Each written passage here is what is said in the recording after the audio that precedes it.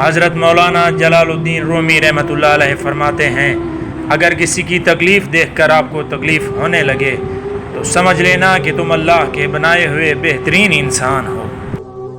آپ علیہ رحمہ فرماتے ہیں، اللہ سے تم اس قدر قریب ہو جاؤ کہ تم دعا مانگو تو فرشتے آمین کہیں۔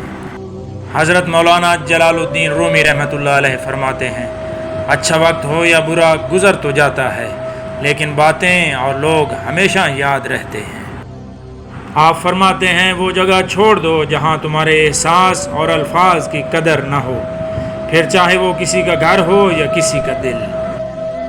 آپ نے فرمایا، زندگی بدلنے کے لیے وقت سب کو ملتا ہے، لیکن زندگی دوبارہ نہیں ملتی وقت کو بدلنے کے لیے۔ آپ نے فرمایا، دل جس بات پہ ضد کرتا ہے اللہ اسی بات پر آزماتا ہے۔ آپ فرماتے ہیں، بات بات پر رونے والے بات بات پر ہنسنے لگ جائیں تو ان جیسا مضبوط کوئی نہیں ہوگا۔ آپ رحمت اللہ علیہ نے فرمایا، اٹھا کر پھینک دو اپنی زندگی سے ہر اس شخص کو جو تمہارے ذہنی سکون کے لیے خطرہ ہو۔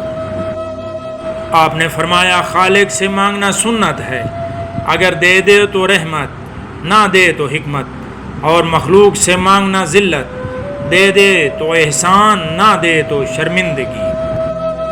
آپ فرماتے ہیں، اکیلے ہونے کی سب سے اچھی بات یہ ہے کہ جب تم پریشان ہوتے ہو تو تمہیں سننے والا صرف اللہ ہوتا ہے۔ آپ نے فرمایا، جو انسان جتنا خاموش رہتا ہے وہ اپنی عزت اتنی ہی محفوظ رکھتا ہے۔ آپ فرماتے ہیں، کبھی کبھی تکلیف اتنی ہوتی ہے کہ کسی سے بات کرنے کو دل نہیں کرتا۔ آپ نے فرمایا، میں ایسے رشتوں کو نہیں مانتا جو دکھ درد میں سہارا دینے کے لیے تو غائب مگر تانا دینے کے لیے حاضر ہوتے ہیں۔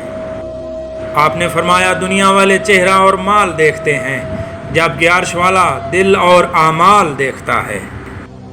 آپ فرماتے ہیں، منزل پر پہنچنا ہے تو کانٹوں سے مت ڈرنا، کیونکہ کانٹے قدموں کی رفتار بڑھا دیتے ہیں۔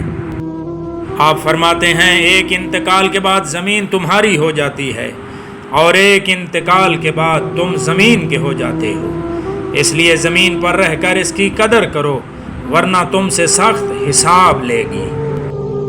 آپ فرماتے ہیں، جب رب راضی ہونے لگتا ہے تو بندے کو اپنے عیبوں کا پتہ چلنا شروع ہو جاتا ہے، یہی اس کی رحمت کی پہلی نشانی ہے۔